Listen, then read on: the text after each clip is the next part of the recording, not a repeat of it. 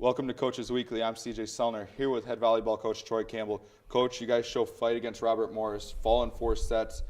We talked afterwards that we feel like everything's coming together a little bit more for you guys despite the tough loss.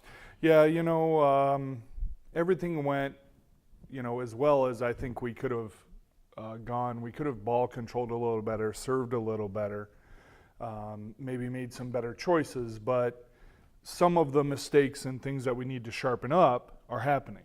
So as long as we're making progress and we're moving forward throughout the season, I think we'll be fine. But it's going to take a really huge effort by everybody every point to make sure that we're achieving our potential. But right now we're falling a little short because of these unforced errors. But hopefully we're learning from those and we can move on. And we had a great morning of practice today, so hopefully we can build on that. Now, building on that, you guys are entering the new season. Everything up to this point is kind of getting ready.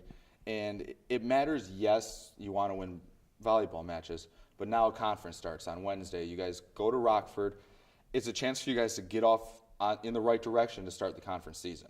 Exactly. So we've been really great in conference at the beginning of every year. So we've been able to go to Rockford and play Rockford here last year, and we're successful. So we're hoping for that kind of start again, and I think we can achieve that. So, but it's going to take. I think it's more about the competition is from ourselves. Are we going to be better than we were yesterday? And if we continue to do that, we'll be fine. And finding ways to win, obviously, last Friday against Robert Morris put us in a lot of really tight situations at the end of the game, and it showed us some things that we needed to work on in those situations. And going into conference season, that's really good to have been, exposed to those things. And now we can stop making the mistakes that we're making at the end of these games. But, I think Wednesday will be a great test for us, and we're hoping to come out on top and at least play a really fantastic match.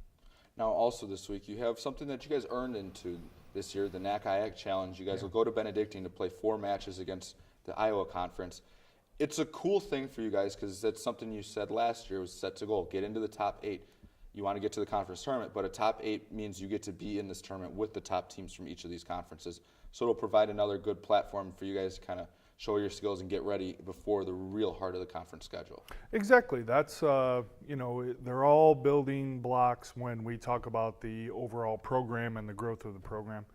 So making it into the top 8 last year, we were 10th the year before. Making it in top 8, getting in this tournament is a big deal for us. So, I think it's more of a, this particular tournament is more about conference camaraderie and supporting each other and all that. Of course, we'll be able to, take a look at other conference teams and learn a little something. But I think it's more about just playing well as a conference and making sure that we're getting better, this weekend through some tough matches. So hopefully we're able to do that too. One person that we really haven't talked a lot about, but really has come on and developed a lot going from freshman to sophomore is Sarah Smith. She has really emerged as one of your middle blockers. She's laid the hammer down a lot of times in that match on Friday, and she's really come on and really kind of taken that step forward for you guys this year. Oh, yeah. Sarah is just an extremely hard worker. When she came in, she was very inexperienced. She was physical, but didn't know how to control herself, had a lot of footwork issues and all that stuff, and now she's got it all worked out. And she's starting to gain experience within these situations now, and she's starting to not make the same mistakes over and over again. And she is very powerful and has really worked hard in the off season to improve her vertical. And now the combination of her and Jalen is really special as long as our ball control allows us to get them the ball.